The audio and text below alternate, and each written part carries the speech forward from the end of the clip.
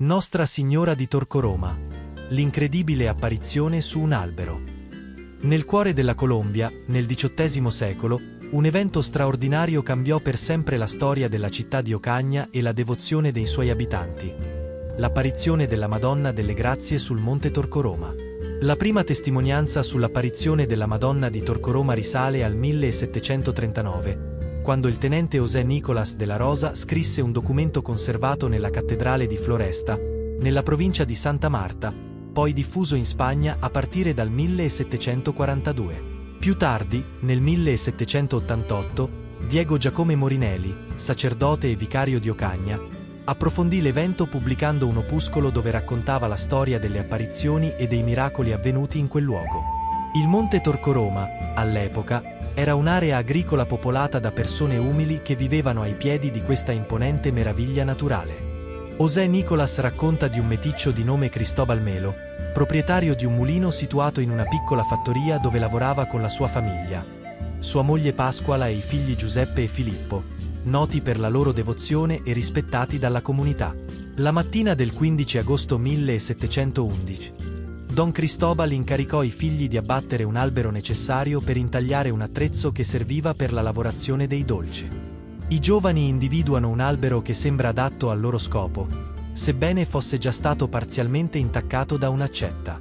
L'albero, noto come albero di corallo, emanava un profumo delicato ed i suoi fiori rossi avevano attirato la loro attenzione da lontano. Decidono di abbatterlo, ma a causa della posizione instabile, il terreno cede e il tronco finisce in un burrone. Al calare del sole, i ragazzi decidono di rientrare in casa per discutere con il padre su come procedere. Il giorno successivo, il 16 agosto, tornano sul posto insieme al padre e cercano un albero alternativo ma senza successo, per cui si decide di utilizzare l'albero caduto nel burrone. Arrivati sul posto, iniziarono a scolpire il legno, ma già dai primi colpi cominciarono a vedere un gran bagliore. Lo stupore fu enorme quando videro emergere dalla corteccia la figura in rilievo di Maria Santissima della Concezione. La Vergine Maria aveva le mani giunte, una corona sulla testa e poggiava i piedi su una mezzaluna. La sua figura emanava luce sia all'esterno che all'interno della corteccia sulla quale era scolpita. Padre e figli si inchinarono per adorare la sacra immagine che, secondo quanto attestato nei documenti, non emanava solo una grande luce, ma anche un suave profumo. Appena si ripresero dallo stupore, i tre portarono l'immagine nella loro casa. La notizia dell'evento si diffuse rapidamente in tutta la regione, dove iniziarono a verificarsi i primi miracoli. Il vicario permise la venerazione privata dell'immagine tra la gioia dei fedeli, mentre, nel 1716, Monsignor Don Fray Antonio de Monrey Meneses visitò Ocaña per indagare personalmente sui prodigi segnalati e, dopo aver esaminato la situazione, designò Pascuala Rodríguez come custode dell'immagine.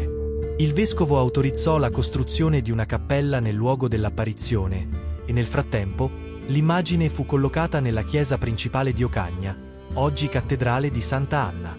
A Cristóbal Melo venne lasciata una copia dell'immagine sulla corteccia, che rimase con lui fino alla costruzione della cappella a Torcoroma, completata nel 1882. Nel momento in cui l'immagine fu solennemente trasferita nella chiesa madre, si verificò un nuovo prodigio. Sul Monte Torcoroma sgorgò una sorgente di acqua pura e miracolosa, che operò numerose guarigioni tra coloro che vi si immergevano. Questi eventi, ampiamente documentati, diedero origine a pellegrinaggi che continuano ancora oggi, attirando fedeli da ogni luogo in cerca di grazie e guarigioni.